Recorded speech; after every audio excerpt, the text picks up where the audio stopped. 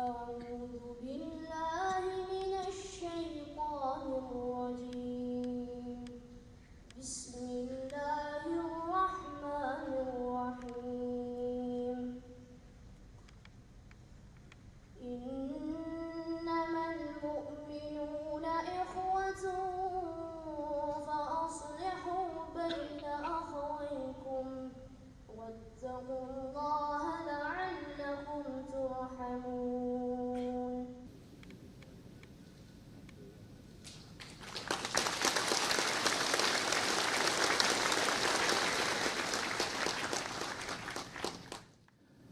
Sebuah negara yang bersatu, sebuah bangsa yang bersatu, sebuah masyarakat yang makmur, merupakan cita-cita para pendiri bangsa Indonesia yang harus terus kita jaga. Menjadi Indonesia berarti setiap orang, setiap organisasi harus berjiwa Pancasila, berjiwa Bhinneka Tunggal Ika, menjunjung tinggi toleransi, berjiwa gotong royong. Karena itu saya mengapresiasi, saya sangat menghargai kegiatan Lembaga Dakwah Islam Indonesia, LDII, baik melalui kegiatan pengajaran, pengamalan, dan penyebaran Islam berdasarkan Al-Quran dan Hadis, yang selama ini telah turut serta menjaga keindahan kerukunan hidup di Nusantara, di Indonesia. Pembangunan infrastruktur sekarang tidak Jawa sentris, tapi Indonesia sentris. Ini perubahannya. Alhamdulillah, ini sudah 2 tahun tol Trans Sumatera sudah dimulai dari Lampung menuju ke Aceh. Gambarnya ada, jadi kalau ada yang nggak percaya, gambarnya ada. Kalau ada yang nggak percaya lagi, silahkan ke Lampung sampai ke Terbanggi, sampai ke Palembang. Saya kira LDI dari Jakarta sampai ke desa itu ada semuanya. Jadi kalau saya berbicara, tolong dilihat dan juga saya titip ikut diawasi agar kualitas barangnya menjadi barang yang baik.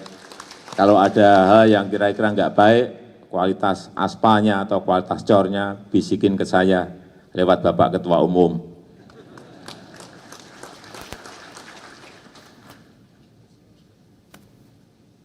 Di Kalimantan juga sudah dimulai yang Balikpapan Samarinda, kemudian yang di Manado Bitung juga sudah dimulai. Allah dalam 2 tahun ini akan selesai. Untuk apa sebetulnya infrastruktur seperti ini? Goalnya adalah karena biaya transportasi kita sangat mahal sekali. Dibandingkan Singapura, Malaysia masih 2,5 kali lipat. Mahal sekali kita ini. Biaya logistik kita juga kurang lebih sama, 2 sampai 2,5 kali lipat. Jadi kalau membawa barang dari satu kota ke kota yang lain, dari provinsi satu ke provinsi yang lain, betul-betul biaya di Indonesia masih mahal karena infrastrukturnya belum siap. Ini nanti akan mempercepat dan akan menurunkan biaya transportasi. Kemudian goalnya kemana? Kalau infrastruktur ini selesai, ya barangnya akan lebih murah, biaya transportasi lebih murah, biaya logistik lebih murah, berarti nanti harga jual barang akan juga jatuh lebih murah. Itulah saatnya kita bisa bersaing dengan negara-negara yang lain. Pelabuhan juga, pelabuhan-pelabuhan besar sekarang dibangun di Kuala Tanjung, Tanjung Priok, Newport, Makassar Newport, nanti insya Allah akhir tahun ini akan dimulai lagi di Sorong, yang gede-gede, yang saya sering sampaikan tol laut ini, sehingga kapal-kapal besar bisa lalu lalang dari ujung barat sampai ke ujung timur, nanti baru pelabuhan-pelabuhan sedang, baru pelabuhan-pelabuhan kecil, yang juga ini harus kita kerjakan. Kita juga harus ingat bahwa negara Indonesia adalah negara dengan 17.000 pulau. 17.000 pulau.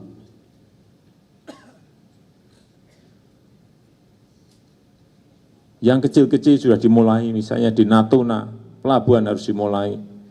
Di Miangas, airport juga sudah diselesaikan. Yang kecil-kecil di Yahukimo juga, airport juga ditambah runway-nya, dibangun terminalnya. Yang kecil-kecil lagi misalnya di Bener Meriah, Kabupaten Bener Meriah di Aceh juga dibangun airportnya. Untuk apa?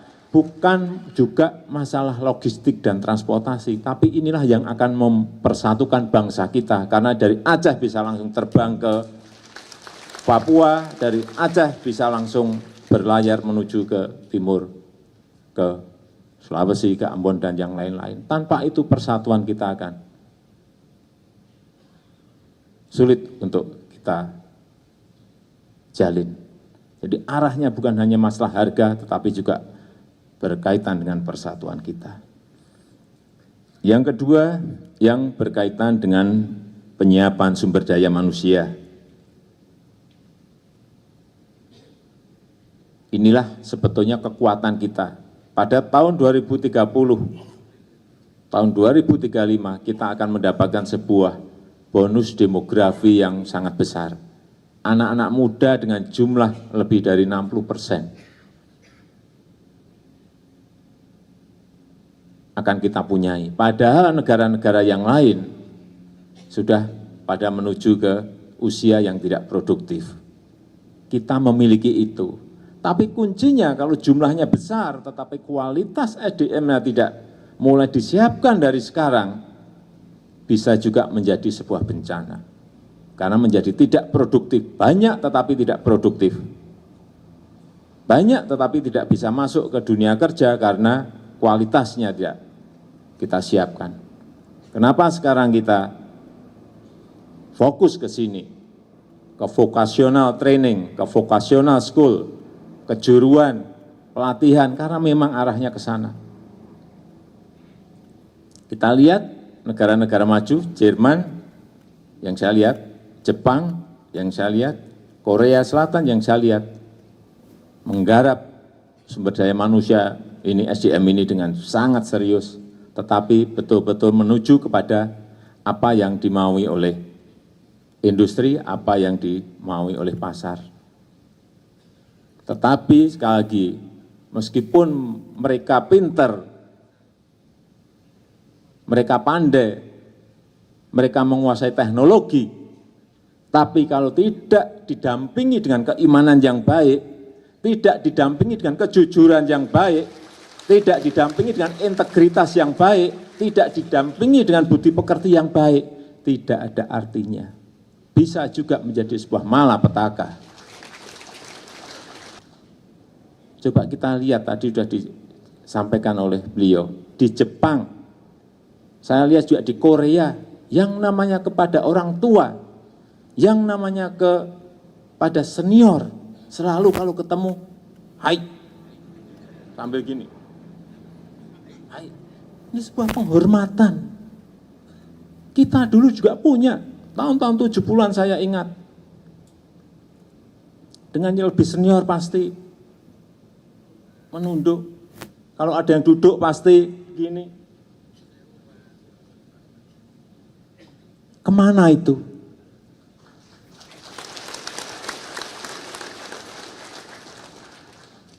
Kalau dengan guru kita ingat, saya SD tahun-tahun 70-an, begitu guru datang kelihatan jauh sudah ngantri di depan gerbang sekolah, rebutan megang sepedanya Bapak Ibu guru kita, salamin dulu, kemudian pegang rebutan.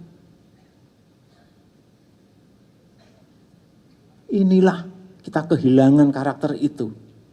Padahal yang namanya Jepang negara ya, dengan teknologi, dengan kemajuan yang sangat tinggi, itu masih memegang itu. Korea masih senioritas kepada orang yang lebih tua. Inilah hal-hal yang ingin saya sangat bahagia sekali bahwa di LDI tadi ada gerakan Ayo Menghormati Guru, dan saya nanti juga akan bisikan kepada Mendikbud saya untuk ini juga menjadi gerakan nasional kita. Saya juga titip kepada seluruh keluarga besar LDI yang berkaitan dengan etika di dalam media sosial. Coba kita lihat sekarang, buka saling menghujat, saling mengejek, saling memaki, saling menjelekkan. Apakah itu kepribadian bangsa kita? Apakah itu budi pekerti yang ditanamkan kepada kita? Saya kira tidak. Ini ada infiltrasi lewat media sosial yang kita tidak sadari dan tidak kita saring. Saya sudah sampaikan tahun yang lalu pada Menteri Menkominfo, dibuat etiket berinternet, berbahasa seperti apa, bertutur kata seperti apa. Saya kira kalau kita bersama-sama, seluruh jajaran LDI, keluarga besar LDI melakukan itu, kita melakukan itu, saya yakin yang jelek-jelek seperti itu juga akan kena arus, sehingga menjadi baik. Bapak, Ibu, dan saudara-saudara sekalian yang saya hormati, sekali lagi yang terakhir yang ingin saya sampaikan mengenai ekonomi syariah. Indonesia adalah negara dengan penduduk muslim terbesar di dunia. Selalu saya sampaikan dalam setiap pertemuan dengan kepala-kepala negara, supaya mereka ngerti bahwa Indonesia adalah negara dengan penduduk muslim terbesar. Sehingga jangan melihat yang lain, lihatlah negara kita, Indonesia. Dengan jumlah seperti itu, seharusnya kita bisa mengembangkan ekonomi syariah kita dengan baik, bisnis syariah kita dengan baik. Tapi ini data yang perlu saya sampaikan, kita baru mengerjakan ini baru 5%. Malaysia sudah 30-35%. Kita pun kalah dengan Korea Selatan, dengan Inggris. Ini pasti ada yang perlu diperbaiki. Perbankan misalnya, kita baru memiliki 12 bank umum syariah. Pasar modal, penerbitan suku kita juga masih sekitar 132 triliun, masih kecil. Non perbankan kita yang banyak, BMT kita ada kurang lebih hampir 5.000 BMT. Yang dana sosial keagamaan kita, sebetulnya kita juga mempunyai kekuatan yang besar. Dana haji itu ada 84 triliun sampai Maret 2016. Tapi dibandingkan dengan negara tetangga, ini juga masih lebih kecil karena tidak dikelola. Zakat oleh Basnas, ini potensi zakat 11 triliun per tahun, potensinya gede sekali. Wakaf, misalnya, ini potensi ada 377 triliun. Ini sebenarnya juga potensi yang besar sekali kalau digerakkan, tetapi yang terkumpul karena terjajar, sehingga manajemennya tidak bisa kita satukan. Oleh sebab itu, saya mengajak kita semuanya untuk mengembangkan ekonomi syariah, bisnis syariah, apapun, bisa di bidang perbankan, bisa di bidang asuransi, bisa di bidang wisata halal, wisata syariah, bisa di bidang hotel, bisa di bidang restoran halal. Saya kira kesempatan itu masih sangat luas sekali, sangat besar sekali. Karena berarti masih ada peluang 95% yang bisa kita kerjakan. Besar sekali, baru 5% yang ada sekarang ini. Inilah kenapa kemarin sudah saya tanda tangani perpresnya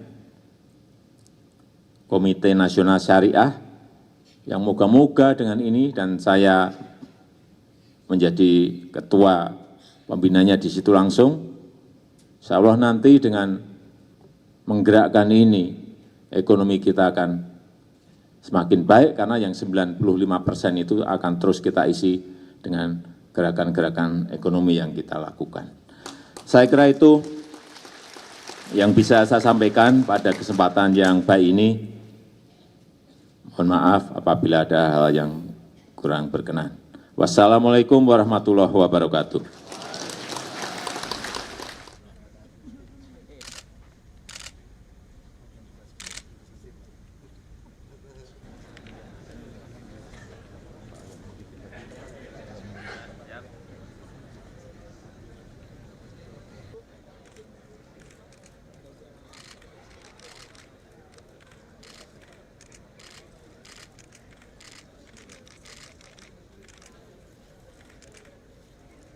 Alhamdulillah kita saksikan bersama